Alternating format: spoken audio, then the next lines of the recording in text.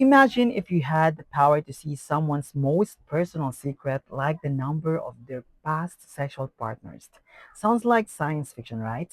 But what if that information, once visible, gets used not for understanding, but for judgment, shame, and even threats? Today, we're diving into a thought provoking topic. What if the premise of the movie S Lines happened in real life, and what lost in the Philippines would come into play? Sa S-Lines, may isang babae, si Luna, na biglang nagkaroon ng power para makita ang tinatawag na S-Line, isang parang invisible mark na nagsasabi ng body count o sexual partners ng isang tao. Sa una, parang katuwaan lang pero hindi nagtagal ginamit niya ito para expose ang ibang tao, classmates, professor, schoolmate. Ang ending may nabully, may na trauma, may muntik ng magpakamatay. So the big question is, kung sa Pilipinas ito nangyari, anong batas ang pwedeng gamitin laban sa ganitong sitwasyon? Unang-una, meron tayong Data Privacy Act of 2012. Kahit na hindi digital or online ang impormasyon tungkol sa sexual history, ay considered sensitive personal informations. At kapag nireveal mo ito nang walang consent, kahit pa magic ang pinanggalingan, pwede pa rin maging privacy violation. So yung ginawa ni Luna na pagkakalat ng body count ng prof niya, pasok na pasok sa unauthorized disclosure. Next, meron tayong Safe Spaces Act o mas kilala bilang Bawal Bastos Law. Hindi lang ito para sa physical harassment, kasama rin dito ang sexual shaming at pag-comment sa private life ng isang tao lalo na kung babae o LGBTQ+.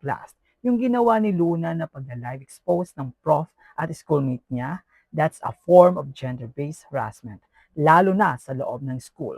Paano kung in-spread pa ito online? Halimbawa, may nag-post ng S-Line ranking sa FB page or group chat. Under the cybercrime law, that can be considered cyber libel, online sexual harassment, or even data interference. Lalo na kung may nagbebenta ng info, mas lalong mabigat ang kaso.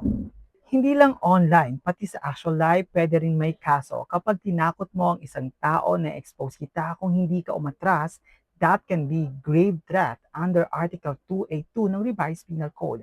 Pag siniraan mo verbally, pwede yung oral defamation. At kung ikinakalat mo lang sa ibang tao ng may malicious intent, that's intriguing against honor.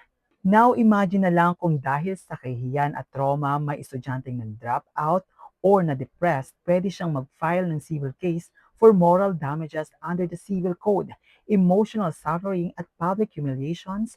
Kahit walang criminal case, may karapatang humingi ng danyos. So anong natutunan natin? Hindi porket may alam ka sa isang tao, may karapatan ka na para i-share ito. Misusing personal or sensitive information is not just unethical, it's illegal. Pinoprotektahan ng batas hindi lang ang privacy kundi pati ang dangal at pagkatao ng bawat isa. Let me leave you with this thought. Not all truths must be told, especially when it is not yours to tell. In a world obsessed with knowing everything, the true power lies in respecting someone's story, even if it's visible to you. Because whether it's a magic, tech, or gossip, the law and the basic decency demand one thing: consent. Maraming salamat, and again remember, I will always be your law companion.